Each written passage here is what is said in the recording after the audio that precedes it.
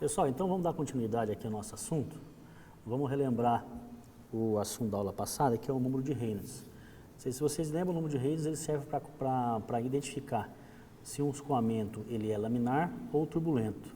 Aqui essa figura a gente já foi dado na última aula, mas até motivo de relembrar, eu tenho dois tipos de escoamento, quando se trata do número de Reynolds, que é o escoamento laminar e o escoamento turbulento. Visualmente vocês conseguem verificar essa diferença, como a gente colocou naquela vez passada, de um escoamento de um rio com velocidade bem lenta, onde eu consigo ter o escoamento laminar que se comporta como lâminas de água.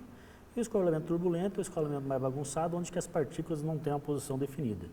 Então, para relembrar, onde o número de Reynolds ele é um número adimensional, que conforme o valor que eu tenho dele, eu consigo identificar como ele se comporta dentro de por exemplo, de uma tubulação, de um canal, de um conduto ou tudo mais. Então, o número de Reynolds, ele sendo um valor adimensional, eu posso me dizer o quê? Na minha situação que muitas vezes eu defini ou encontrar, conforme o valor, eu defino se ele é laminar ou turbulento.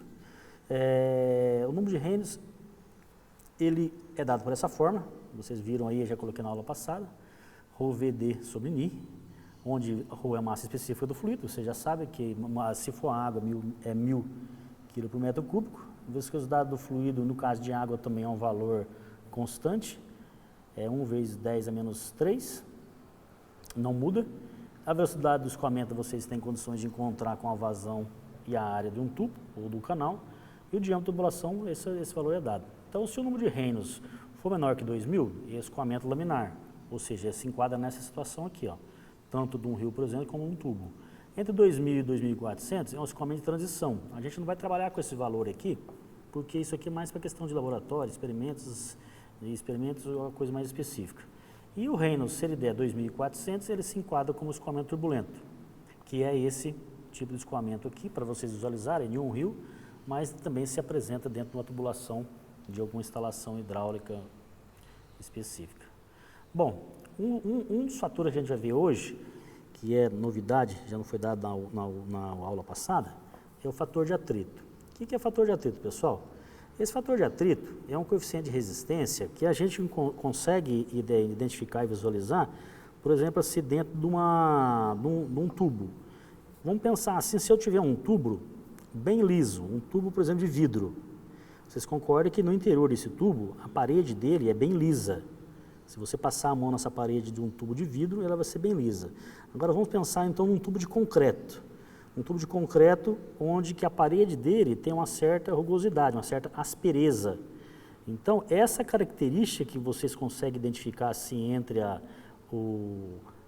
se um tubo ser menos rugoso ou não, é o fator de atrito, entenderam? Então, se você consegue visualizar isso entre um tubo de vidro e um tubo de concreto, passando a mão no tubo, você vai identificar essa diferença. E essa diferença, pessoal, essa rugosidade, essa aspereza que o tubo tem, isso interfere muito no escoamento. Por quê?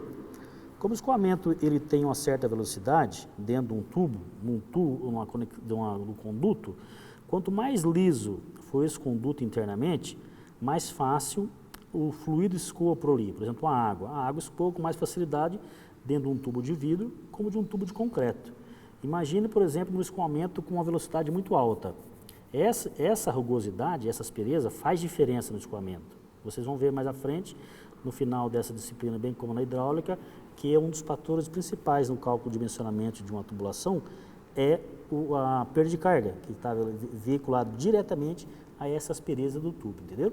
Então, essa rugosidade ela é definida como fator de atrito.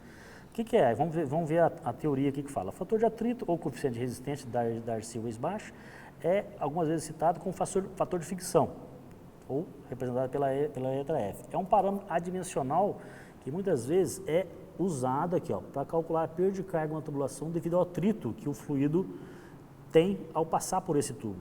Entenderam? Ou seja, quanto mais rugoso o tubo, maior é o atrito, consequentemente maior vai ser a dificuldade do fluido percorrer por esse tubo, entendeu? Esse fator de atrito, ele está presente no escoamento e ele é dependente de duas grandezas. Um é o número de Reynolds, que vocês já viram e a gente já fez uma revisão, relembrou aqui o que seria, e a característica de rugosidade de um conduto. Ou seja, aqui estaria essa rugosidade de um conduto, estaria a aspereza interna de um tubo. Você entendeu? Então, ou seja, esse fator de atrito é dependente dessas duas características do fluido e do tubo. O número de Reynolds, você já sabe, uma forma específica, ó, onde aqui entra o quê? Ó, massa específica do fluido, a velocidade desse fluido dentro do conduto, o diâmetro do conduto e a viscosidade do fluido. Nesse caso, massa específica e viscosidade são parâmetros que não se alteram, por exemplo, para a água, por exemplo, a 4 graus. Velocidade e o diâmetro são as instalações e as condições de escoamento que eu possa ter desse fluido na minha instalação. Esse Ezinho aqui, na realidade é a letra epsilon em grego, é a rugosidade absoluta equivalente. O que é esse Ezinho aqui, pessoal? Esse Ezinho aqui nada mais é que são valores obtidos de diversos tipos de material de conduto que ele é obtido em laboratório, são valores tabelados, entenderam? Esses valores aqui, a gente não vai precisar calcular, a gente só vai precisar definir que tipo de material que eu tenho, ir numa tabela e sobre esses valores da tabela eu vou encontrar qual que melhor se enquadra na minha condição.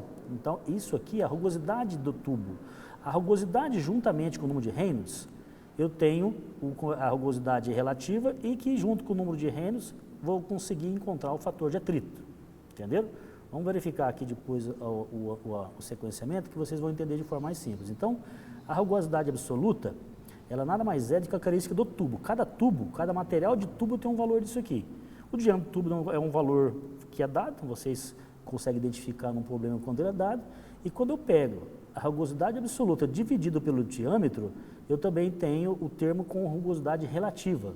Guardem esse termo aqui que vocês vão ver onde que a gente vai usar depois, mais à frente, nessa explicação, entenderam?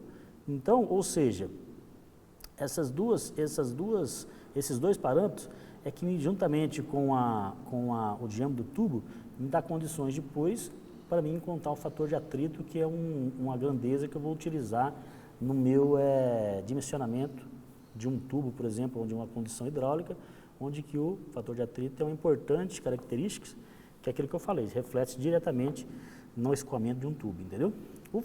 A rugosidade absoluta, como eu citei, ela é inerente de cada material, de cada situação, de cada tubo, por exemplo. Aqui é um valor de tabela, são valores tabelados, que vocês podem verificar o seguinte, ó. Eu tenho aqui, ó, vamos pensar aqui em tubo. Eu tenho um tubo que ele é de aço comercial novo.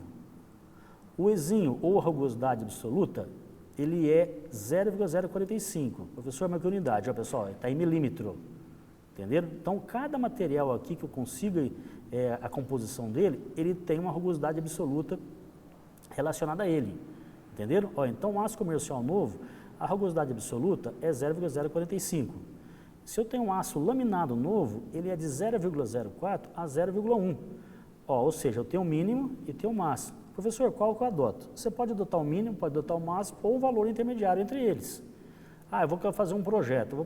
Então posso usar a pior condição possível, que seria o maior valor de rugosidade absoluta, que seria aqui, por exemplo, do lado direito, 0,10 no caso de aço laminado novo, aço soldado novo 0,05 a 0,1 e assim sucessivamente. Tem alguns materiais que tem apenas um valor. Por exemplo, aço comercial novo só tem um valor, 0,045. Aço rebitado novo, ó, também, ó a grandeza, ó, de 1 a 3. Ah, professor, posso usar 1? Posso. Posso usar o 3? Posso. Posso usar 2? Pode. Pode usar 1,5? Pode. Ou seja, eu posso usar o mínimo ou o máximo ou os valores que está tudo dentro desse intervalo aqui. Entenderam? E algumas biografias, pessoal, tem alguma diferencinha de grandeza entre os valores citados aqui. Alguns livros trazem outros materiais, mas eu quero que vocês entendam o seguinte, o que significa o conceito da rugosidade absoluta. Isso aqui nada mais é que uma quantificação daquela aspereza interna de um conduto. Entenderam? Quando você pegar um conduto, você visualizar ele, você pode identificar aquela aspereza em cima dessa grandeza de material aqui, ó. Vamos ver só para vocês terem ideia aqui, em termos, vamos pegar aqui, ó, um material que a gente sempre está usando no nosso dia a dia, ó. Cobre latão a ser revestido epóxi PVC. Pessoal, aqui está todos os tubos de PVC, ó, PVC. Olha o valor da rugosidade absoluta dele, 0,0015 a 0,01, ou seja, são valores muito baixos. Vamos comparar ele com o concreto. Imagine se eu tenho um tubo de PVC e um tubo de concreto. Olha a diferença. Enquanto o tubo PVC é 0,015, o mínimo, o tubo de concreto, o mínimo, nada mais é do que 1. Olha a diferença entre 0,015 e 1. Por quê? Vocês concordam que a rugosidade interna do tubo de PVC é muito mais liso do que um tubo de concreto? Então, esse é o parâmetro que consegue quantificar isso, a rugosidade do material. Aqui, como eu disse, são vários materiais que eu tenho, em cima do projeto que vocês podem elaborar. Tem vários materiais aqui que a gente não vai usar, que não se usa, não é de um uso corriqueiro, mas está aqui a nível de experimentação, alguma outra uso que possa fazer. Então, ou seja, a maioria das vezes a gente vai trabalhar aqui com PVC, aço, tem aqui material nesse caso aqui, tem até de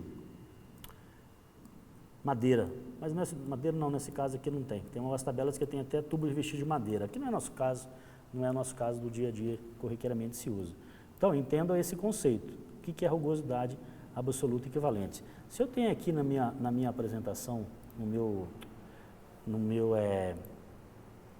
exemplo anterior, vamos lembrar o seguinte. Então, aqui, ó, a rugosidade absoluta, esse valor que eu acabei de explicar para vocês, esse valor aqui, ó. Entendeu? Então, essa grandeza aqui, pessoal, é em milímetro. Quando eu falo aqui 0,015 a 0,010, eu estou falando em milímetro. 0,015 milímetro a 0,010 milímetros. Todas essas grandezas aqui em milímetro. Quando eu vou fazer uma comparação entre a rugosidade absoluta e o diâmetro a gente já aprendeu até agora, que a gente sempre trabalha em metro. Lembram? Todo diâmetro, se eu dou em polegada, a primeira coisa que vocês fazem é transformar ele em metro para a gente entrar na fórmula lá que é de vazão, de pressão e tudo mais. Nesse caso aqui, quando a gente for trabalhar com o fator de